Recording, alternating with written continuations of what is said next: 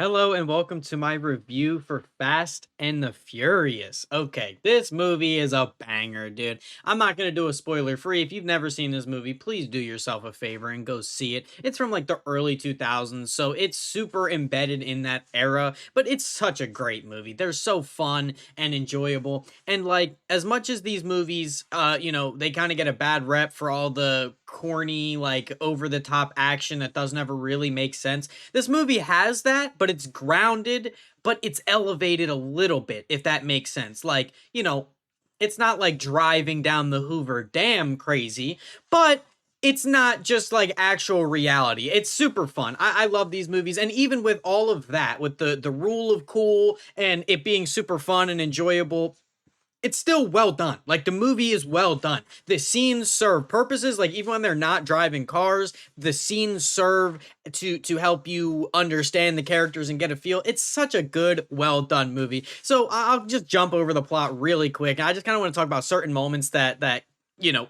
rattle around in my brain when I think about this movie. So basically, we have Brian O'Connor, who is an undercover cop, who is Paul Walker's character, and he is trying to figure out who is robbing trucks or robbing like delivery trucks, 18-wheeler kind of trucks. And the movie opens up with these robberies, but we don't know who. It's never shown specifically who is doing it. So Brian O'Connor basically takes the place of the viewer, where we're trying to figure out who's doing it and how to stop them.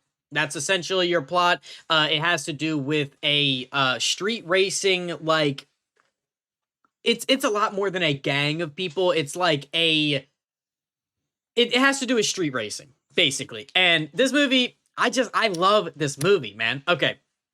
So basically, they suspect that it is Dominic Toretto, Vin Diesel's character, like one of the most well-known fictional characters of all time because of family. But so basically, Brian O'Connor, Paul Walker's character, he's trying to ingratiate himself with the group of people that are doing this street racing in hopes of getting information on who is hitting these trucks and who is getting all this money and why and all this stuff, yada yada. And it's just such a great movie. So basically, Brian, he shows up to a street race and basically races two randoms and Dom Toretto. And he basically says, if I win, you can keep the money, or I get the money, but I also get respect. Like, I want to be in on this culture. I want to be respected in this culture. And Dom, he goes, the respect, And so basically, one of the randoms that I just said is Ja Rule, by the way. What would I be without my baby?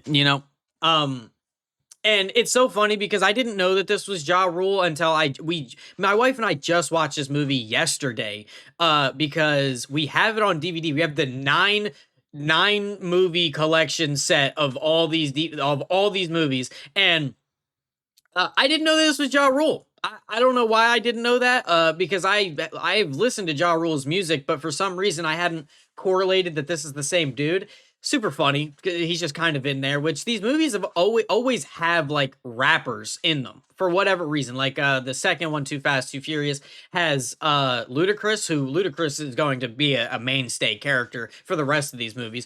But yeah, so basically, Brian almost beats Dom in this street race. And the thing that I love about this movie is they do such a good job of making Brian, or Paul Walker's character, so likable. And what it does is, when you like him as a viewer, it also explains as to why Dom Toretto and his group of people also like Brian as well. The main thing I'm talking about is when they get out of the cars after Dom beat Brian, Brian, instead of getting pissed off because he sold his car, he basically said, if I lose, you can have my car.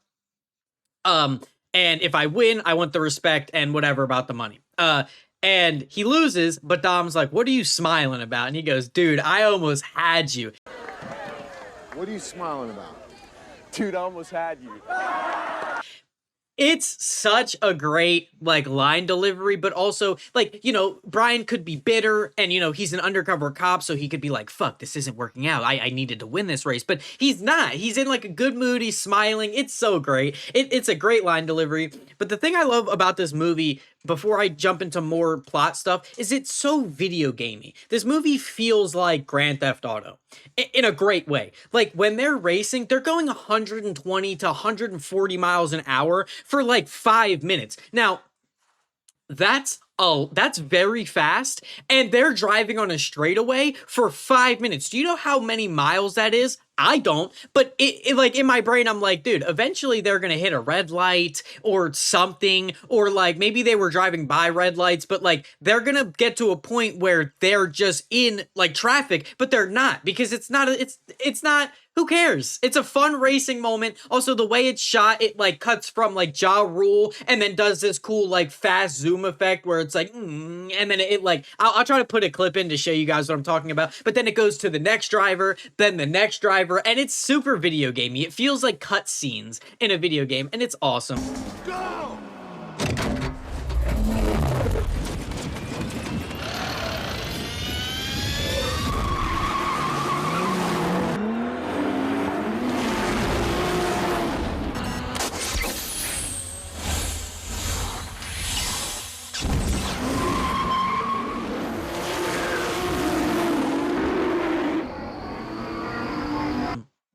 But anyway, after this race happens, the cops show up and try to bust everybody, and Dom ends up, I can't remember why he hops out of his car, or like he's trying to like ditch his car and he's on foot and he gets chased. He gets chased by the cops, and Brian shows up and saves him. And they bring him back to the house, and there's some tension between another dude in Dom's group who I can't remember his name of. I can't remember the name, his name. Sorry, I'm jumbling. But he's like, "Oh, you're gonna bring the Buster here to our like house," and Dom goes, "The Buster saved my ass," or whatever he says. Why'd you bring the Buster here? Cause the Buster kept me out of handcuffs.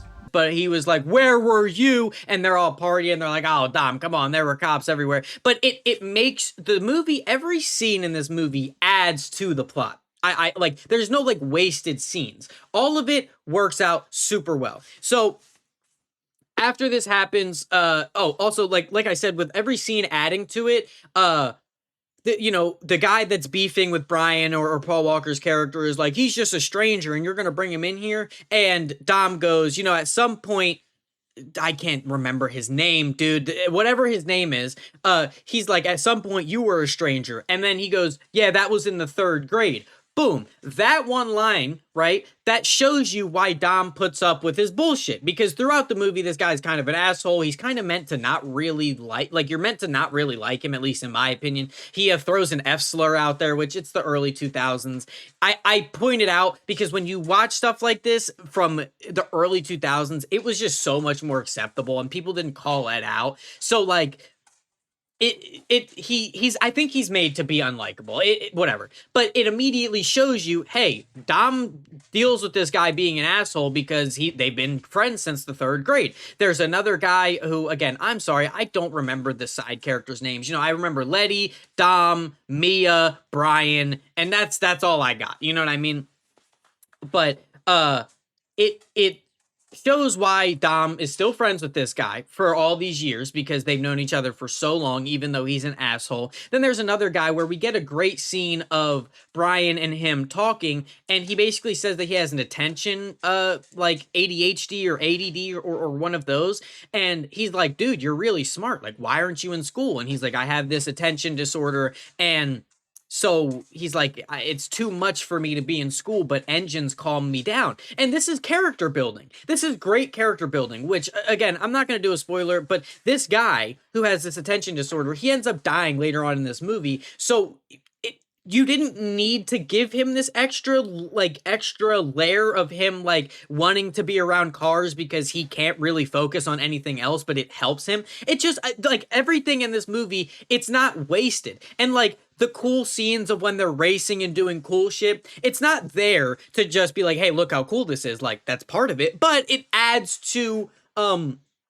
the character's perception. Like when Brian picks up Dom and they're running away from the cops, it shows that, hey, Brian can drive. Like, yes, he lost the race to Dom, but he's not some pushover. He can really drive, and he's really good at evading the police. And that opens up Dom's mind into letting him into the world. Then there's another scene where Dom and Letty and the group of like our main characters are all sitting down and eating dinner, or I'm sorry, like a lunch or dinner in the backyard. And what this does is it shows Brian that these guys are robbing trucks, or they're a part of this world that is like a criminal organization, but they're good people. They sit down every night, or sit down every Sunday or whatever it is, and have like a dinner together, and they're nice.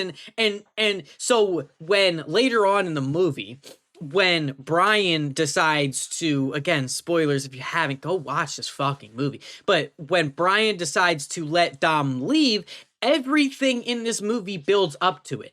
Every scene of Brian doing good things for Dom makes sense to why Dom would trust Brian, even though we know that he's a cop. And then every time that Brian does something with Dom, it helps us it helps us understand why Brian is letting Dom go, even though he is the guy that Brian's looking for. It's so well done. Yeah, so I'm gonna try to think. There is this a plot with the trans.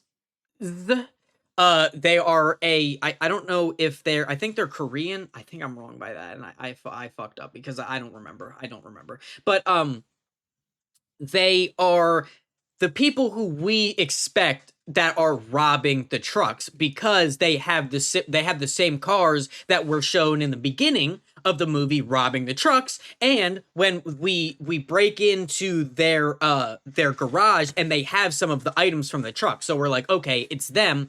It's not them. But that comes back, and that gets the guy with the attention disorder killed, because Dom and Brian were in.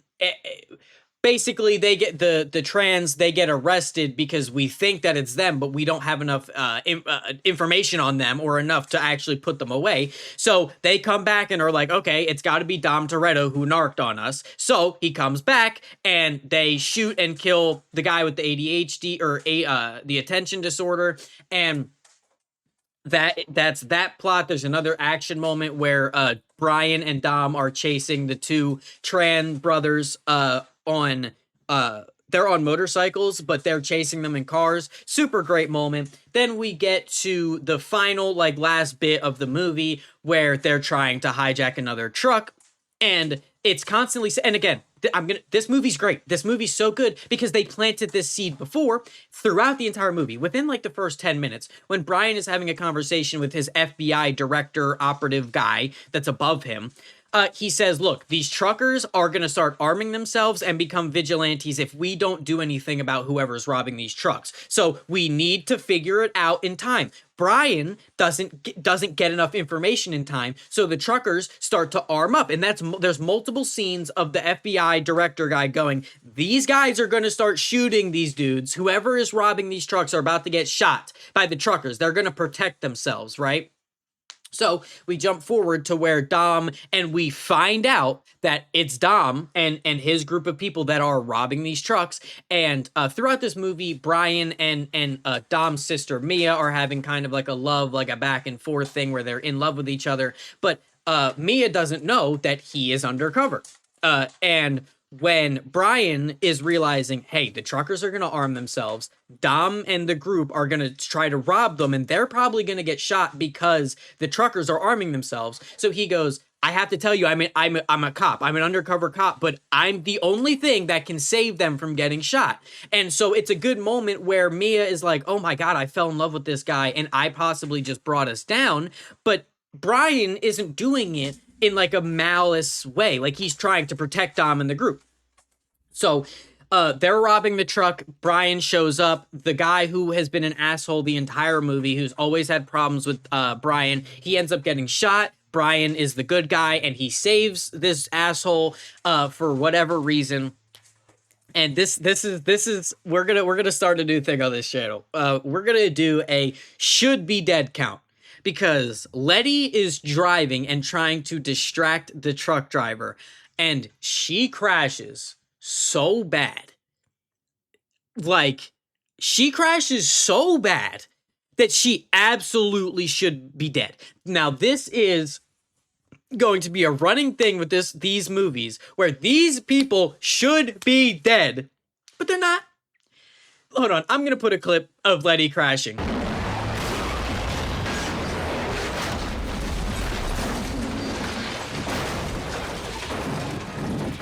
Letty!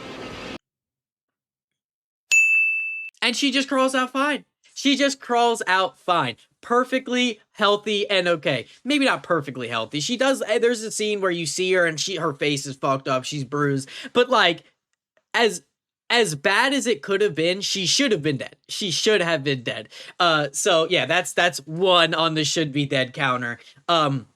But yeah, so then we get to the final part of this movie where Dom is in his classic Charger and him and Brian are racing. I think they're running from the cops or something for whatever reason. And they decide to race real quick for the last time and they beat a train, I'm sorry. And it's a nice shot. Dom ends up crashing.